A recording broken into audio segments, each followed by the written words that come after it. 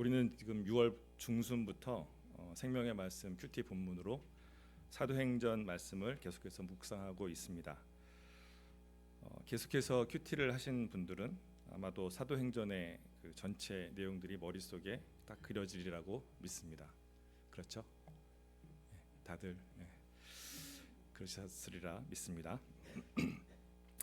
오늘의 본문은 사도 바울이 2차 전도 여행을 떠나는 그 여정 중에 일어난 일입니다.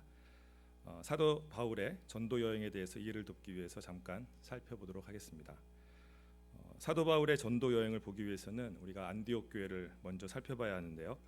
아시다시피 안디옥 교회는 잘 알려지지 않은 그런 몇 명에 의해서 복음이 전해졌고 또 놀라운 부흥이 일어난 이방 지역에 세워진 첫 번째 교회였습니다.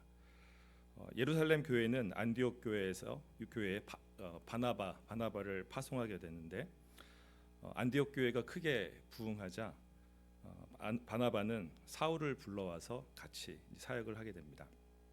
이때 비로소 그리스도인이라고 처음 칭하게 될 정도로 교회가 부흥하였고 또 성도들의 모습이 그리스도인이라는 게 그리스도에 속한 자들이잖아요. 그 정도로 성도들의 모습이 좋은 그런 모습들을 보였습니다. 그리고 안디옥 교회는 또 이방 선교를 위해서 기도하면서 성령님의 인도에 따라 바나바와 또 바울을 또 선교사로 파송하게 됩니다. 역시 이방 교회에서 최초로 선교사를 파송한 그런 교회가 됩니다. 이때부터 이제 바울의 제1차 전도여행이 시작되는데요. 바울의 1차 전도여행 지도 한번 띄워봐 주시겠습니까? 바나바와 바울은 안디옥을 출발해서 배를 타고 이 아래쪽 구브로 왼쪽으로 가죠. 구브로의 바보를 지나서 버가, 비시디아 안디옥이 두 개가 있습니다. 비시디아 안디옥, 또 이고니온, 또 루스드라, 더베, 그리고 다시 루스드라 돌아서 오는 거죠. 루스드라, 이고니온, 비시디아 안디옥, 또 버가를 지나서 아탈리아에서 배를 타고 그 출발했던 안디옥으로 돌아오게 됩니다. 그리고 이제 이 당시에 이방인 선교에 대해서 큰 논쟁이 있었는데요. 바나바와 바울은 그 논쟁거리를 예루살렘 공의회에 안건으로 올립니다. 예루살렘 교회 보이시죠? 아래 여기 2차 전도회 때 지도가 보입니다. 여기는 작은 곳만 갔기 때문에 2차 조금 있다가 띄워주세요. 그 주요 안건이 뭐냐면 이방인 선교를 위해서 이방인들이 할례와 또 모세의 율법을 따라야 되는지 그 것들을 정의해 달라고 이제 안건을 올립니다. 이 공의회에서 많은 토론 끝에 베드로와 야고보가 이방인 선교에 대한 가이드라인을 정해주는데요. 이방인 선교를 위해서 할례나 또 모세의 율법을 강요하지는 말되 다만 우상의 더러운 것과 음행과 목매어 죽인 것과 피를 멀리하라고 합니다. 이제 여기서 이방인 선교에 대한 명확한 이제 가이드라인이 정해지는 것이고 이때부터 이방인 선교가 본격적으로 또 자유롭게 진행되게 됩니다. 여기까지는 우리가 큐티하신 분들은 아마 다 이해를 하셨으리라 생각됩니다. 이때 바나바와 바울은 1차 전도 여행 때 방문했던 지금 세워졌던 그 교회들을 돌보기 위해서 2차 전도 여행을 출발하려고 계획하고 있습니다. 근데 마가를 데려가는 문제로 바나바와 바울이 크게 다툼이 벌어집니다. 성경에도 심히 크게 다툼이라고 했는데 이게 정말로 큰 다툼이었다. 그 원어에 보면 굉장히 심한 다툼이었다고 합니다.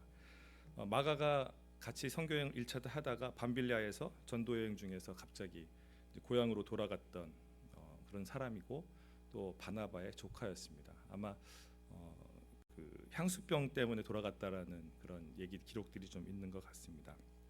아무튼 바나바는 그 관계지향적인 사람이라 정이 많았고 그래서 가능하면 사람을 품으려고 하는 그런 성향이 있었습니다. 그래서 바나바는 물론 자기 조카였기도 했지만 마가를 같이 데리고 선교 여행을 가려고 했으나 바울은 좀 목적지향적 관계지향적에 비해서 목적지향적인 사람이어서 혹시라도 또 전도여행 중에 마가가 같이 가다가 또 문제가 생겨서 돌아갈까봐 마가를 데려가지 않으려고 그랬습니다. 결국은 이제 바나바는 마가를 데려가고 또 바울은 신라와 함께 가기로 이제 결정을 합니다. 근데 여기에도 우리가 보면은 그 하나님의 계획하심을 볼 수 있습니다. 원래 바나바와 바울이 함께 선교지로 가기로 했으면 둘이 하나의 팀으로 가야 되지 않습니까? 그렇게 되면 그 한 팀으로 그 바울과 바나바 한 팀밖에 가지 않게 됐는데 이 둘이서 다툼으로 인해서 선교팀이 두 개가 되는 겁니다. 그렇죠? 한 팀은 바나바 팀으로 바나바와 마가가 이제 배를 타고 다시 그 1차 여행과 동일한 그 방향으로 가게 되고요. 바울 팀은 그 신라를 데리고 이제 위쪽으로 육지로 해서 선교팀이 가게 됩니다. 선교팀이 확장이 된 것입니다. 그죠? 하나로 가기로 했던 것이 두 개로. 그 만약에 둘이 갔으면 말씀드린 대로 한 팀밖에 안 되지만 그 싸워서 다툼으로써 이제 두 팀으로 나눠지게 된 것이 선교팀이 배가가 된 것입니다. 이런 다툼을 통해서도 하나님은 우리가 예상하지 못했던 그런 일들을 계획하시고 계신 것 같습니다. 여기까지가 이제 오늘 본문 직전까지의 내용입니다. 15장까지 내용인데 아마 다 기억을 하시고 계시리라 믿습니다. 바울은 바나바와 헤어지고 또 신라와 함께 2차 전도여행을 출발합니다. 2차 전도여행 지도 좀 띄워주시겠어요? 네. 1차 지도여행은 저 에베소 요 오른쪽 아래쪽까지만 있는데 지금 2차 전도여행은 이제 좀 더 확장이 됩니다. 저 위에 노란색 그 점 보이시나요? 오른쪽에 저기가 노란색이나 초록색, 초록색 점. 저희가 튀르키예입니다. 튀르키예. 지금 이피스 목사님이 가 계신 튀르키예 이스탄불, 이스탄불입니다. 튀르키예는 오른쪽에 다 튀르키예고요. 저 초록색 점 있는 데가 이스탄불입니다. 튀르키예 그 수도. 근데 지도를 보시면 그 초록색 점이 이렇게 두 개가 이렇게 딱 갈라져 있잖아요. 오른쪽은 아시아, 왼쪽은 유럽입니다. 그래서 터키가 우리가 유럽과 아시아의 중간 지점이라는 것이 대륙이 완전히 떨어져 있어요, 사실은. 근데 지금은 예전에는 배로만 갔지만 지금은 해저 터널이 하나 있고 그 다리가 세 개가 있어서 그 이스탄불 수도 그 도시가 유럽에서 아시아로, 아시아에서 유럽으로 매일 출퇴근을 할 수 있는 그런 상황이 되어 있습니다. 그래서 그만큼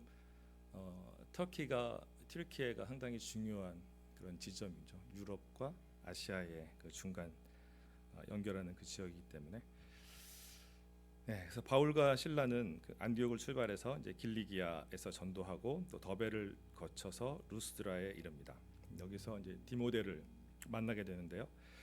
디모데의 어머니는 유니게, 디모데 후서에 이제 이름이 나옵니다. 어머니는 유니게고 할머니는 로이스로 아주 신실한 유대인이었습니다. 어머니는 유대인이었고 아버지는 헬라인이었습니다. 그래서 디모데는 정통 순수한 그 유대인이 아니고 혼혈인이었죠. 유대인은 보통 모계 사회입니다. 모계 사회. 그래서 혈통은 어머니를 이렇게 따르게 되어 있고요.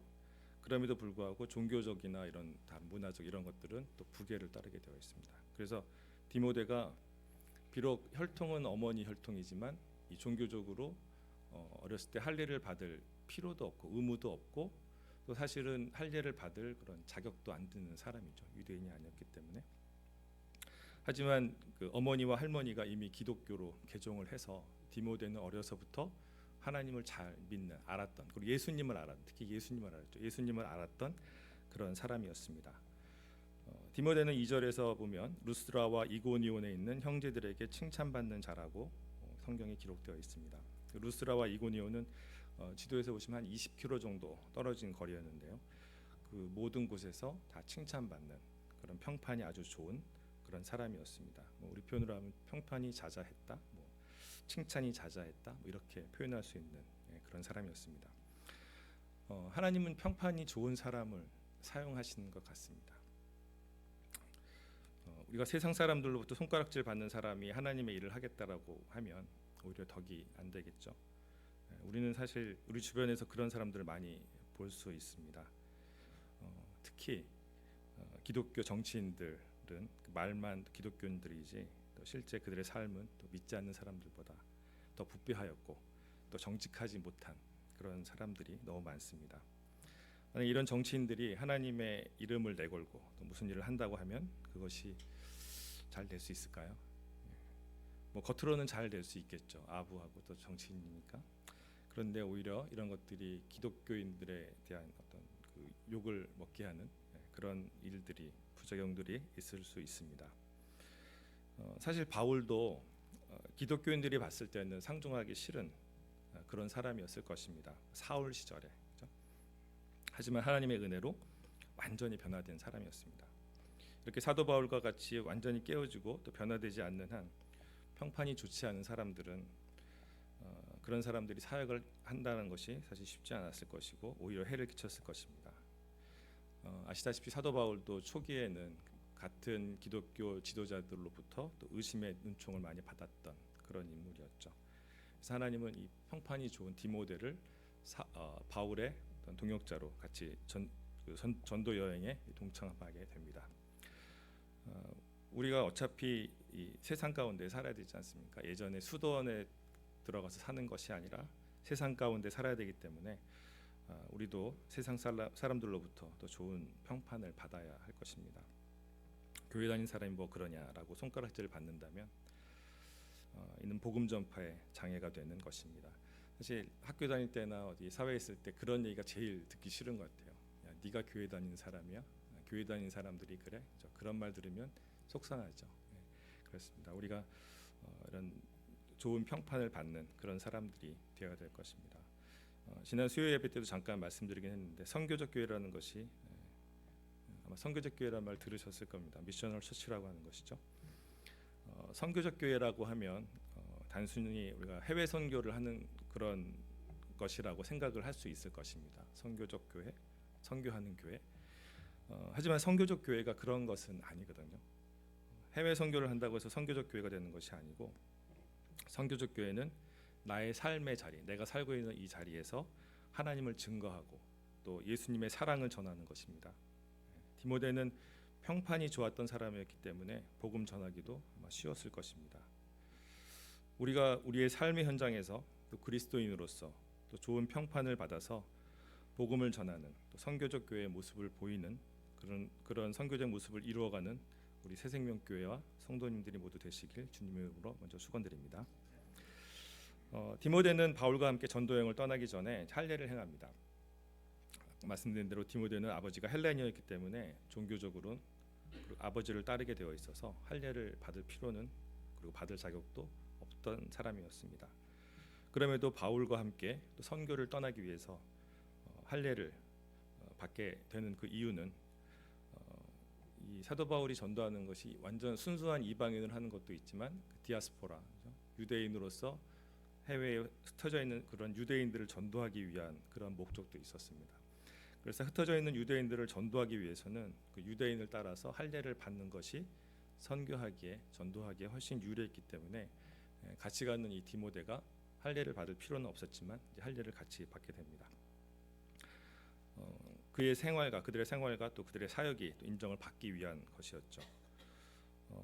앞에서 말씀드렸지만 예루살렘 공회에서 그 바울과 바나바가 공회에 올렸던 안건 중에 하나가 이방인들을 전도할 때 할례나 또 모세 율법을 강요해야 되느냐 이런 내용이었는데 예루살렘 공회에서 그 이방인들에게 선교할 때 할례나 모세 율법을 따를 필요가 없다라고 결정이 났습니다. 그럼에도 불구하고 디모데는 할례를 행했던 것입니다. 사실 이방인 전도에는 할례가 필요 없지만 디모데는 순종하는 마음으로 할례를 행하게 되었습니다. 디모데는 유대인 어머니와 헬라인 아버지 사이의 혼혈아였고 또 바울과 함께 먼저 동행한 실라, 처음에 바울과 실라가 같이 출발을 했죠. 실라도 사실은 헬라파 유대인이었습니다. 그래서 이제 헬라어도 할 줄 알고 아람어도 할 줄 아는 이중 언어가 자유롭게 구사되는 그런 사람들이었죠. 그리고 바울은 이제 이방인 선교를 위해서 안정적인 이제 선교팀이 딱 구성이 된 것입니다.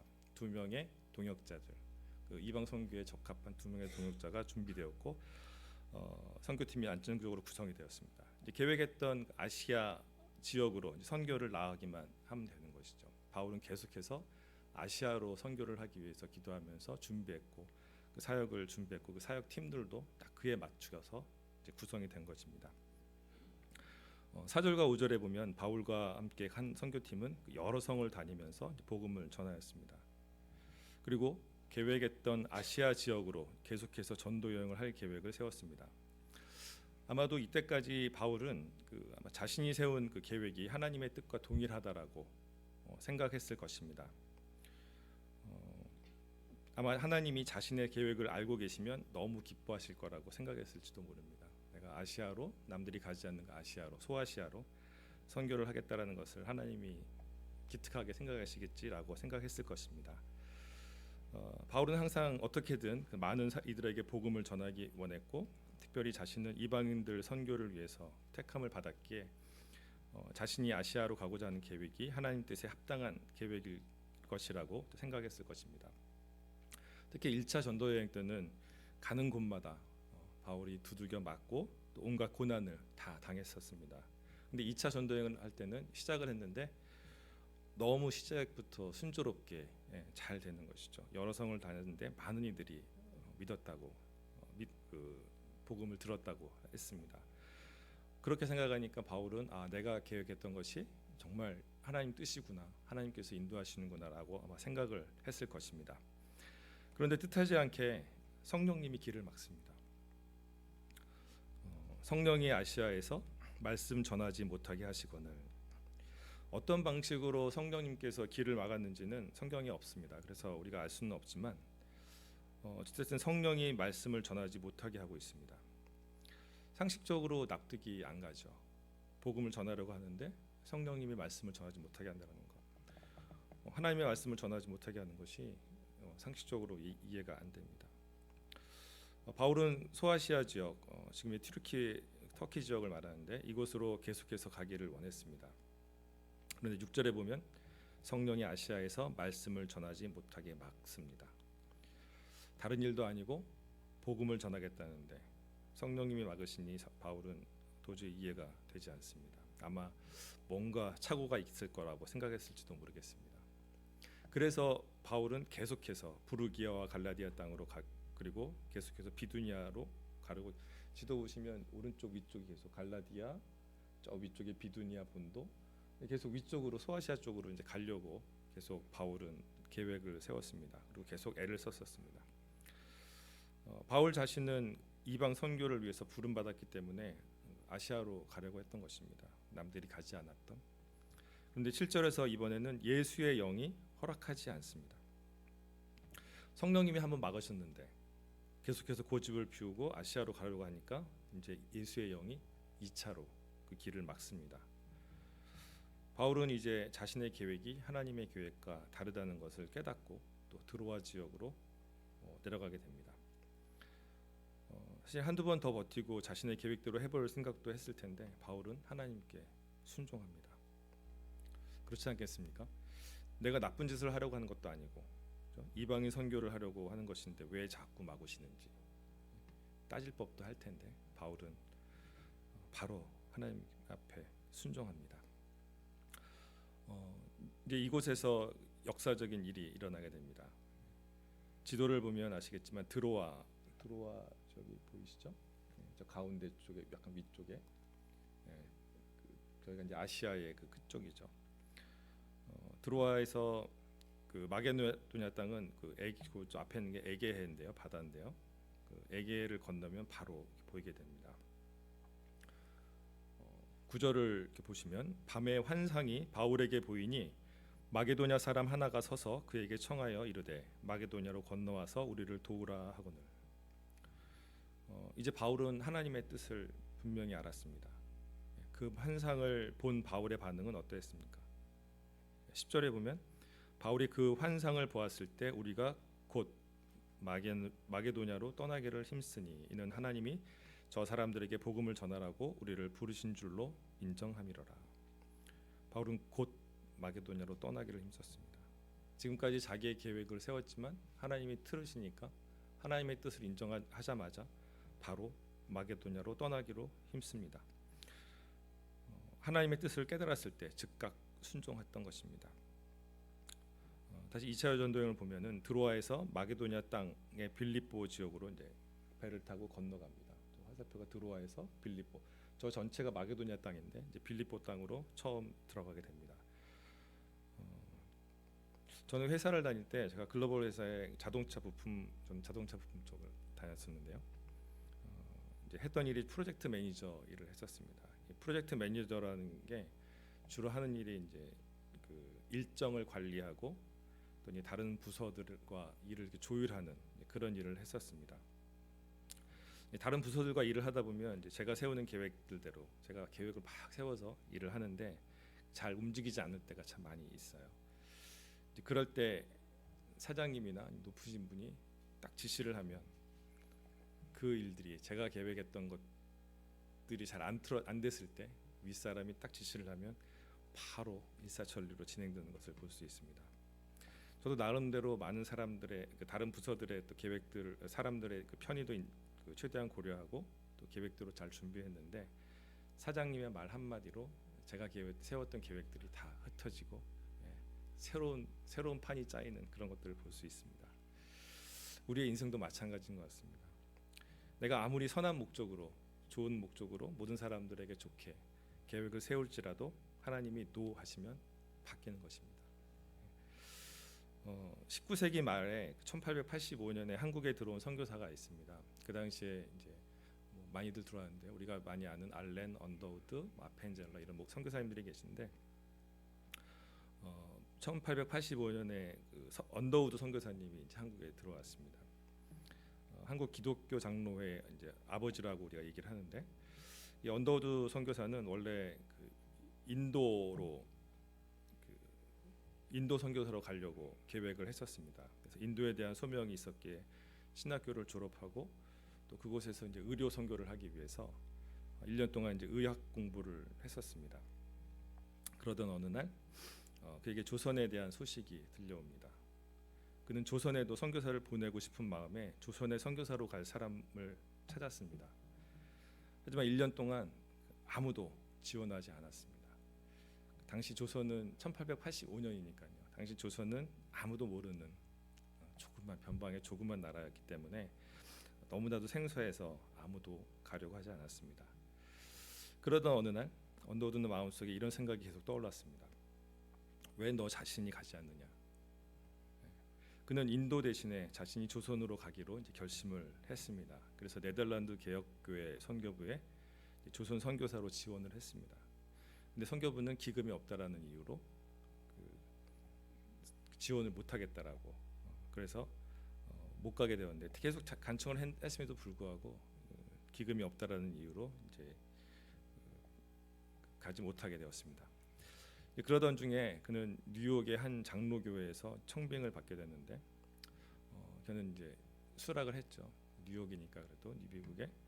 그런데 수락하는 답장을 써서 이제 우체통에 딱 넣으려는 그 순간 그 마음속에 그럼 조선은 어떻게 할 거냐 그런 그런 음성이 마음속에 들렸다고 합니다. 그래서 그 편지를 쓰지 않고 이제 한국으로 조선으로 오게 되었죠. 바울과 똑같은 상황이었을 것 같습니다. 바울도 아시아로 가고자 했는데 하나님께서 막으시고 유럽으로 가게 했던.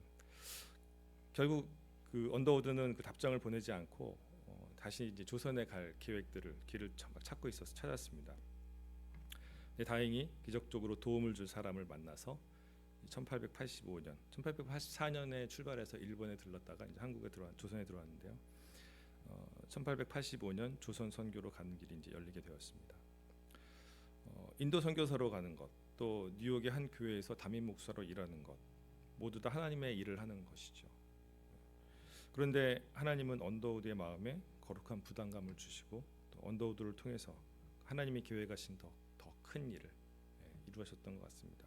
모르겠습니다. 인도가 먼저 개방이 돼서 막 했을지는 모르겠지만 사실 인도가 신만 한 3억 개라고 그러나요? 온갖 잡신들이 많은 그런 나라라 쉽지는 않았을 것입니다. 아무튼 우리나라에 왔기 때문에 우리나라는 복음화가 좀 빨리 되었던 그런 것을 볼 수 있습니다.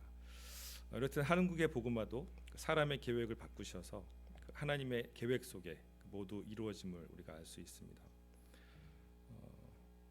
언더우드는 인도 선교를 위해서 준비하였고 또 의술도 공부했습니다. 하지만 하나님의 계획은 인도가 아닌 조선이었습니다. 덕분에 우리나라는 선교의 문이 열렸고 나중에 연희 전문대가 된 경신학교를 설립했습니다. 이 연희 전문대가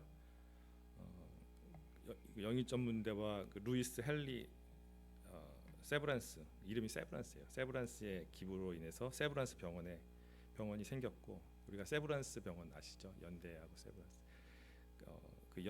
연희 전문대와 세브란스 병원이 합쳐져서 이제 학교가 됩니다. 그래서 연희 전문대의 연자, 세브란스의 세자를 해서 연세대학이 이제 생기게 됩니다. 그래서 언더우드를 통해서 우리나라의 복음이 전해지고 우리나라의 손꼽히는 대학교가 이제 생기게 된 것이었죠. 사도 바울은 마게도니아 땅의 빌립보 지역으로 이제 가게 됩니다.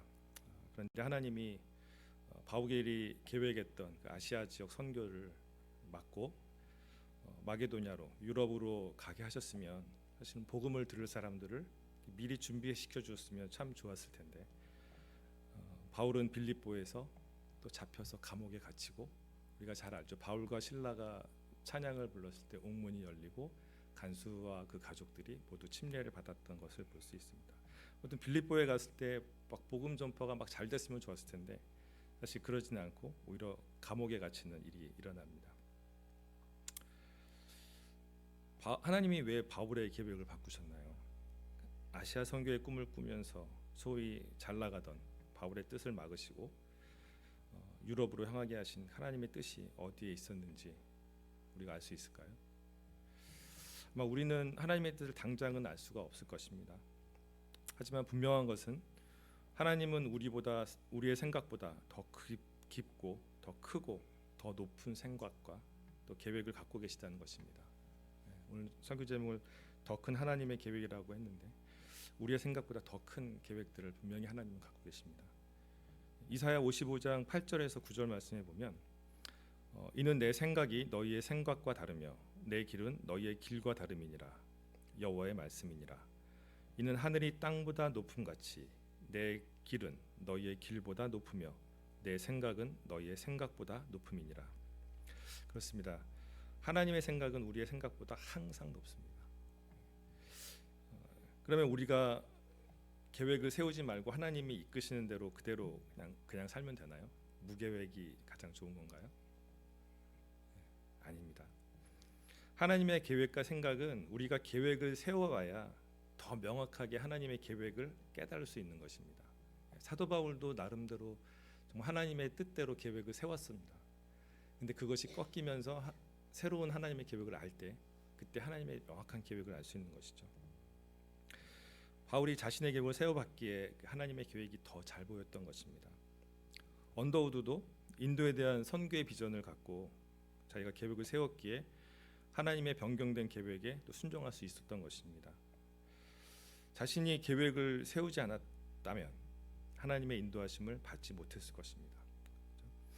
바울은 이렇게 하나님이 자신의 계획을 틀어서 방향을 바꿔주심으로 하나님의 계획에 대하여 확신을 갖게 되고 또 그 확신은 빌립보에서 매에 맞고 또 착고에 채워져 감옥에 갇혀 있어도 두려워하지 않고 믿음의 확신을 가질 수 있었던 것입니다. 그 확신이 있었기에 하나님에 대한 소망이 있었고 또 어려운 환경을 또 극복하고 인내하며 이겨낼 수 있었던 것입니다. 주님은 최고봉이라는 그 묵상집의 저자 오스왈드 챔버스는 말합니다. 저는 점점 프로그램이나 계획을 세우는 것이 불가능해지고 있습니다. 그 이유는 하나님만이 계획을 세우시는 분이지 제 계획은 종종 하나님을 방해하는 성향이 있기 때문입니다. 라고 얘기합니다. 이게 계획을 세우지 말자는 얘기는 아닙니다. 우리는 최대한 하나님의 뜻에 맞는 계획을 세워야 합니다. 계획을 세우기 전 하나님의 뜻을 구하고 또 계획을 세우고 또 실천해 나가야 합니다. 만약 우리의 계획이 하나님의 계획과 다르다면 우리는 즉시 순종하고 우리의 계획을 수정해야 합니다. 바울이 그랬죠. 자기가 가려고 하는 소아시아 지역이 아닌 하나님이 노 하시니까 바로 유럽으로 턴을 했던. 그리고 우리가 계획한 길을 하나님께서 인도해 달라고 우리가 항상 기도해야 합니다. 다만 우리의 계획을 너무 완벽하게 하면 안 될 거라고 생각합니다. 그 완벽하다라는 그 표현이 좀 그렇지만 사실 우리의 계획이 완벽할 수는 없죠. 우리의 계획이 너무 완벽하면 하나님이 일하실 공간이 없어집니다. 무슨 말이냐면 내가 완벽하게 계획을 세웠는데 하나님이 더 큰 계획을 일러주셨을 때 우리가 그것을 받아들이기가 힘들어집니다. 내 계획이 완벽한데 하나님이 아무리 틀어주신다 하더라도 내 계획을 또 받아들일 수 없게 되는 그런 상황이 됩니다. 아마 내 계획이 완벽했는데 왜 바꿔야 되는지 알 수 없어집니다. 그렇게 되면 순종하기도 힘들어지는 것이고 교만한 마음이 갖게 됩니다. 약간은 어수룩한 그런 계획들, 그런 것들이 좋을 것도 같습니다. 잠언 16장 9절 말씀에 사람이 마음으로 자기의 길을 계획할지라도 그의 걸음을 인도하시는 이는 여호와시니라. 바울도 그의 길을 계획했습니다. 그런데 하나님께서 바울의 걸음을 수정하여 인도하신 것입니다. 더 완벽한 하나님의 계획으로, 더 큰 하나님의 계획으로 수정하신 것입니다. 그런데 우리는 한 가지 명심해야 될 것이 있습니다. 하나님의 계획대로 순종하여 갈 때에 그 길이 항상 순탄하지는 않습니다. 오늘 바울도 하나님께서 보여주신 그 환상으로 마게도냐로 방향을 바꿔갔지만 계속해서 핍박을 받습니다. 하지만 그 가운데서도 우리는 하나님을 의지하고 확신을 갖고 인내할 수 있기에 하나님의 길을 갈 수 있는 것입니다. 하나님의 계획을 우리가 확신하는 그럴 때에 우리가 그 어려움도 극복해낼 수 있는 것입니다. 3차 지도 여행 한번 보여주시겠어요?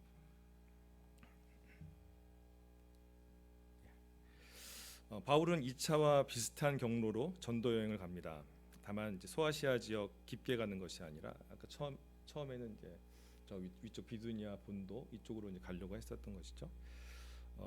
바시디아 안디옥에서 이제 에베소로 서쪽으로 쭉 바닷가 쪽으로 오게 됩니다. 저기 보시면 뭐 두아디라, 사데, 빌라델비아, 라오디게아 이 교회 이름들이 보이죠. 소아시아의 초대교회 교회입니다. 일곱 교회입니다. 아마 어제 이필수 목사님이 그 지도하고 써주셨던 그 초대 교회들을 조계를 돌아다니신 것 같습니다. 그리고 바울은 이제 안디옥에서 비시디아 안디옥에서 에베소로 가게 됩니다. 그리고 마게도냐 지역으로 교회를 돌아보게 됩니다. 이제 하나님의 계획을 확실히 알았기에 자신의 계획은 완전히 버리고 아시아로 가려고 했던 것을 완전히 버리고 이제 유럽으로 가게 됩니다. 마게도냐로요. 어쩌면 한 번쯤 예전에 자신의 계획이 생각날 수도 있을 것입니다. 하지만 하나님 앞에 완전히 순종한 것은 나의 것을 완전히 버리는 것입니다. 나의 이전의 계획들을 그것들을 다 버리는 것이 하나님께 온전하게 순종하는 것이라고 생각합니다. 내가 세우는 계획보다 더 큰 하나님의 계획에 무조건 순종하시기를 바랍니다. 하나님이 하라 하시면 곧 즉각적으로 순종하시길 바랍니다. 항상 기도하면서 항상 묵상하면서 하나님의 계획을 볼 수 있는 우리 새생명교회 모든 성도님들이 되시길 예수 그리스도의 이름으로 축원드립니다.